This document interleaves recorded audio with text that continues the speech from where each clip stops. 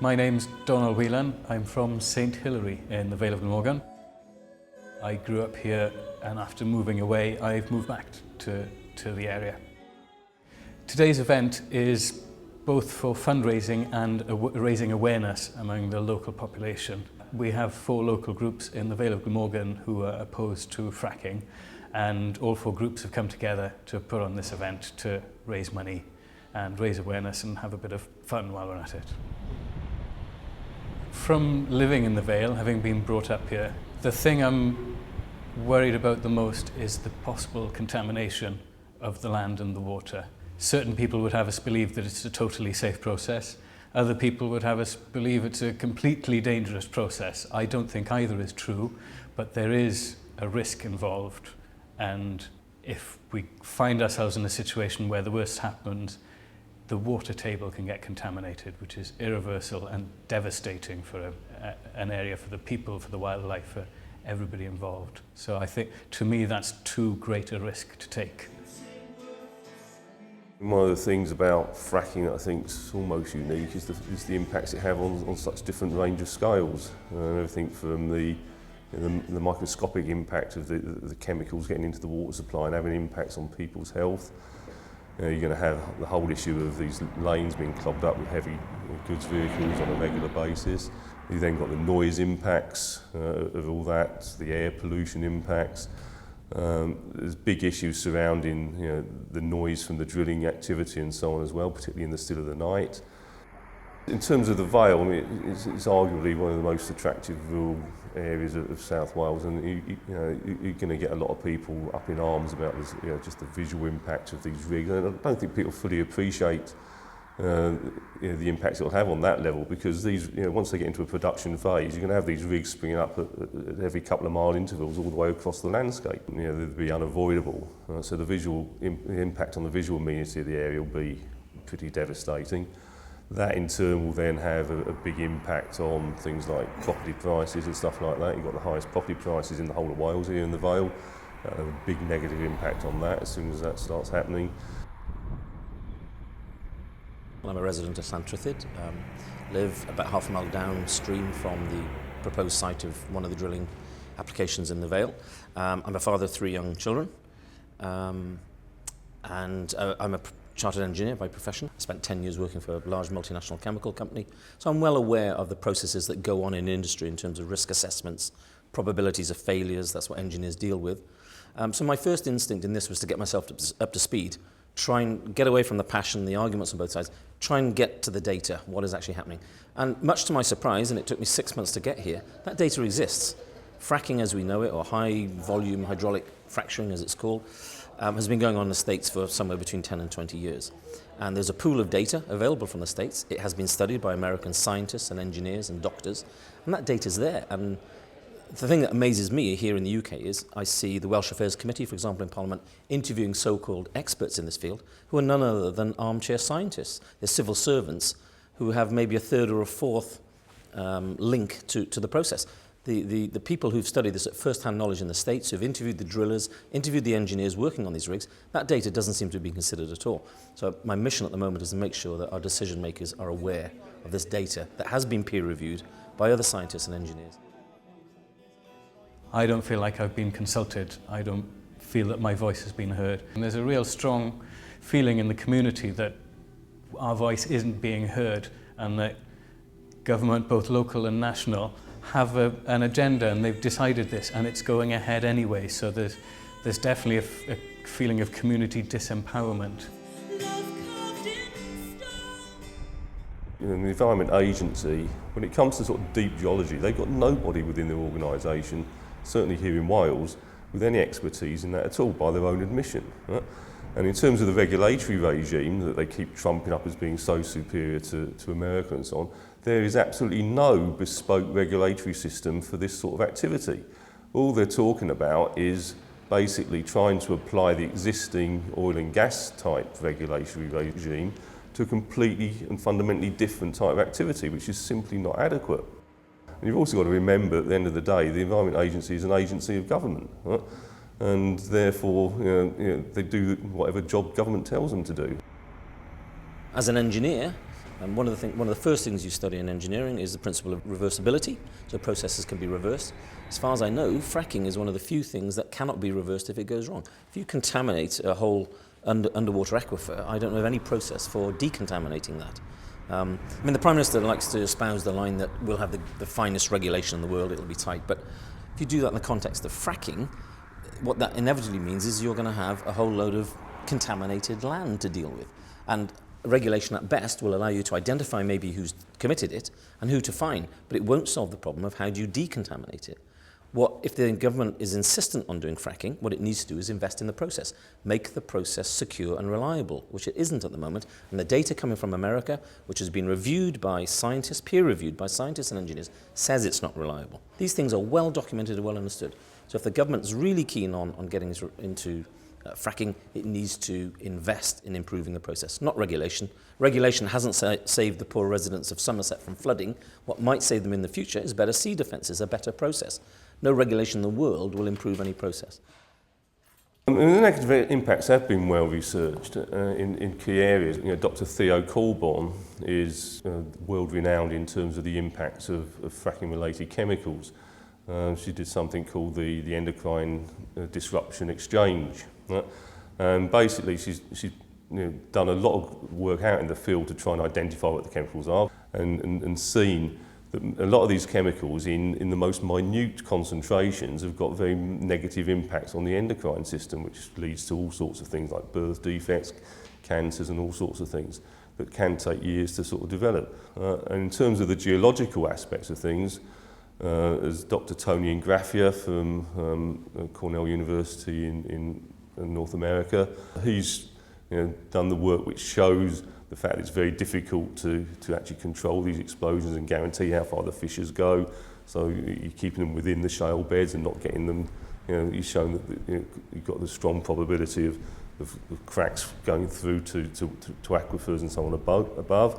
He's also done most of the work which shows that the big weak link in all this is the borehole linings and so on themselves. He's shown quite categorically how it's virtually impossible to actually guarantee that the integrity of those wells, and that really is, you get this myth that it's all happening so far deep ground we don't need to worry about any of that. But when you've got this major artery down, causing this potential point of weakness in the whole thing. The government loves to trot out the line that it'll be great for the economy and it's the solution to our energy crisis. I would argue that neither the economic crisis that we're in globally nor the energy crisis we're in is any way related to the amount of fossil fuel we have available to us. They're from general mismanagement and bad leadership of our economies and of our governments. So to play fracking and shale gas as the trump card that will get us out of this mess, I think they're barking up the wrong tree. It isn't that that's got us into this mess, and it's not the solution. I think in terms of questioning the value, if you like, of fracking, I think the issue that hasn't been discussed is what the cost is in terms of social cost, economic cost, cost of pollution, and the cost of alternatives. So, for example, if fracking goes ahead and water is contaminated, who's going to pick up the bill for that? And what will the bill be and for how long? Is it right that future generations should pick up that? I have 3 young kids, and the idea of those kids, the idea of their water that comes into our house being contaminated and people not caring about that is really something I think we should do something about. Locally, there is noise pollution, and I think we're very worried about just the noise in the village. There are a lot of people on boreholes, not only like people in there, but also the animals and the livestock. And the idea of the livestock being put under pressure by this fracking, it just seems crazy. Well, I feel really strongly about the fracking that they want to take place here in the Vale, because really the decisions that need to be made about the future of the energy of this country need to be much more intelligent than going back to these kind of methods which are actually using fossil fuels and are likely to affect water supplies and are using extremely dangerous chemicals. And really it hasn't been looked into nearly enough about what the actual effects will be on the environment and locals. The Vale is such a beautiful area, and it doesn't deserve, as any other place in the world, doesn't deserve to be ruined by this kind of unintelligent decision. I've lived in the Vale for almost 30 years. So when I heard about fracking, my concerns were from the point of a local perspective, how it would affect the local communities. We're talking about something that's not only going to disrupt short term, this is future generations as well. We're talking about heavy road blocking and the fact that heavy machinery is going to be coming into the area, changing the actual scenery forever. We're talking about water pollution, things that can't be reversed. Once it's happened, it can't be reversed. It's very risky. There's no regulations on it. There's, for example, no regulations on who's going to pick up the bill if the water gets polluted. There's no regulations on, or no discussions with Welsh Water, how they're going to supply all the water that's necessary for the fracking. For example, we need a lot more road infrastructure, so it's going to destroy the beautiful countryside that we live in. There's got to be lots of lorries, lots of noise, lots of test drilling or drill sites everywhere. So if we're thinking of wanting to increase the tourism in this area, for example, then fracking is really not the way forward. I live locally, and there are 3 sites that have planning permission for test drilling in the Vale. So I feel very strongly that that drilling for shale gas is not the right way that we should be going about trying to get the last little bits of fuel that remain out of the planet. My concerns about fracking coming to the Vale are really more to do with the fact that nobody seems to be worrying too much at governmental level whether we should be having a debate about this in the first place. The issues around the use of carbon fuels are well defined. We know that we haven't got enough in the first place.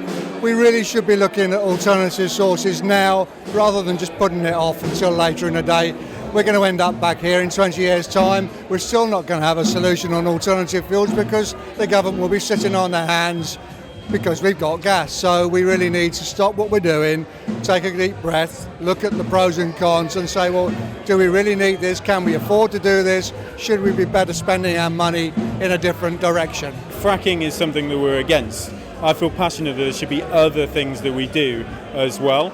So therefore we should be looking at solar power, wind power, be aggressive in Britain in taking those up. So I think that's something we should really be doing hand in hand with objecting to fracking. The alternatives to fracking are very, very straightforward. I mean, fracking is extreme fossil fuel extraction. It's dragging the last remnants of fossil fuels out of the ground at ever-increasing risk and ever-increasing cost. They will not last forever. Right? Ultimately, we've got to rely long-term on renewables for energy supply. And therefore, if it's got to be sooner or later, why not sooner?